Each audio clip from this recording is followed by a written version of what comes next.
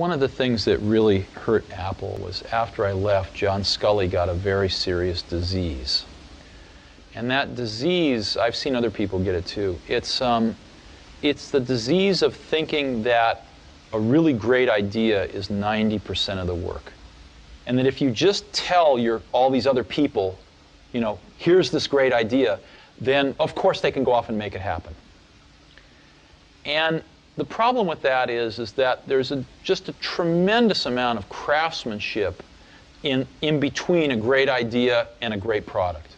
And as you evolve that great idea, it changes and grows. It never comes out like it starts, because you learn a lot more as you get into the subtleties of it. And you also find there's tremendous trade-offs that you have to make. I mean, there are just certain things you can't make electrons do. There are certain things you can't make plastic do or glass do. And as you get into, or factories do, or robots do. And as you get into all these things, designing a product is keeping 5,000 things in your brain, these concepts, and fitting them all together in kind of continuing to push to fit them together in new and different ways to get what you want.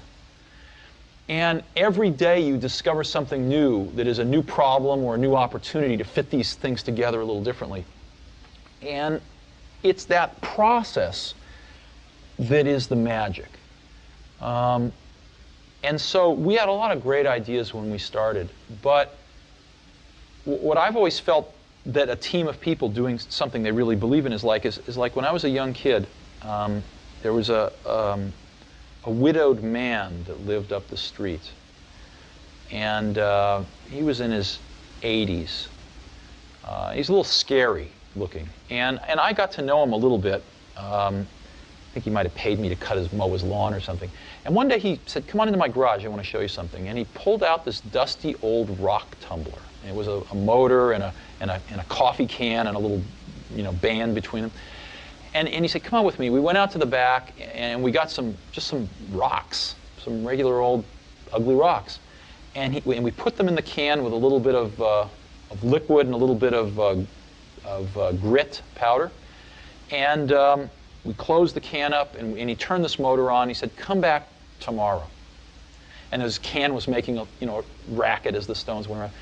And I came back the next day and we opened the can and we took out these amazingly beautiful polished rocks.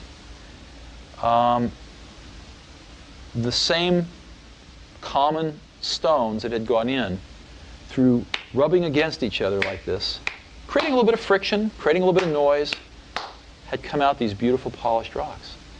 And that's always been in my mind my metaphor for a team working really hard on something they're passionate about is that it's through the team, through that group of incredibly talented people bumping up against each other, having arguments, having fights sometimes, making some noise, and working together, they polish each other.